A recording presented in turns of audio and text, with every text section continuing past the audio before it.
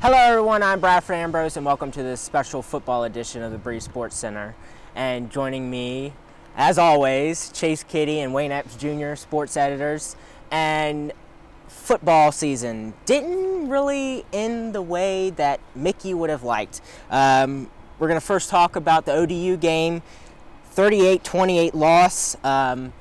They had a lead going into the half, but they kind of didn't score in the second half. Chase, you were there. Talk about it.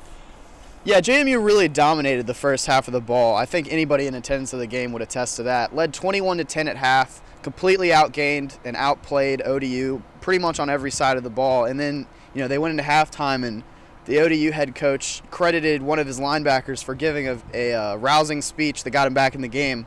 Monarchs ended up scoring 4 touchdowns in a 13-minute span in the second half. JMU only scored one touchdown, and that was pretty fortunate. It was off of a Taylor Heineke pick pretty close to their own end zone.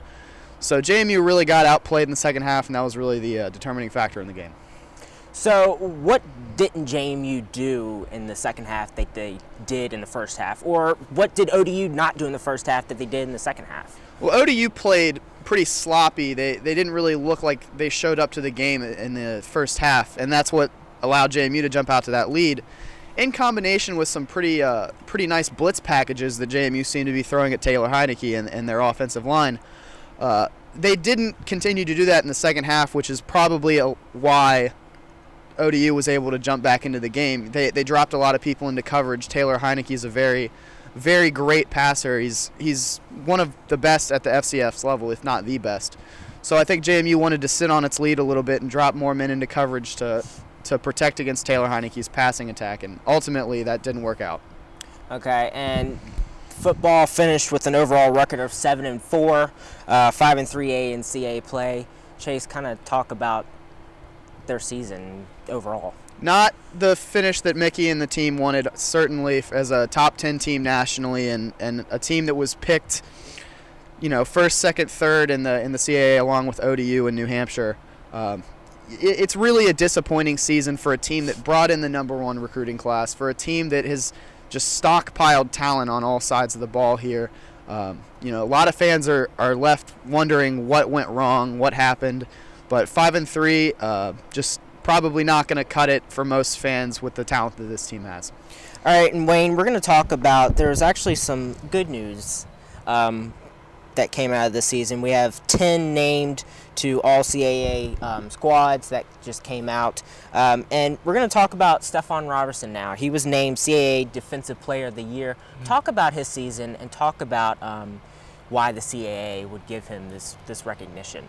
Well, Stephon Robertson's the unquestionable leader on defense. He's like a quarterback out there on defense. He's the leader. You can see that. Just by watching the game, he's calling the calls and letting everybody know what they need to do. He's always out there just calling calls and making sure everybody is straight. And he led the team in tackles in most of the games throughout the season.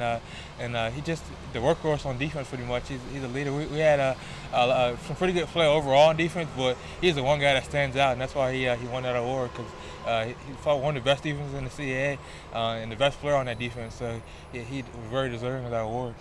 All right, and where does football go from here? I know they've already made some players have already made verbal commitments for the 2013 season. What do you think Mickey and the team needs to do this next year to actually go after a national championship? I think I just need to get refocused again. Again, it's a disappointing season, but we have tons of talent coming back, tons of juniors coming back for the last season. So I think we have maybe a better chance next season than we had this season for a national championship. We should be ranked high coming again into the season, and I think we have a great chance. We just need to refocus, get our quarterback situation straight, get our offense straight, offensive line straight, and I think we have a really great chance. All right. Thanks, guys, for joining me again. Thanks for joining us. I'm Bradford Ambrose.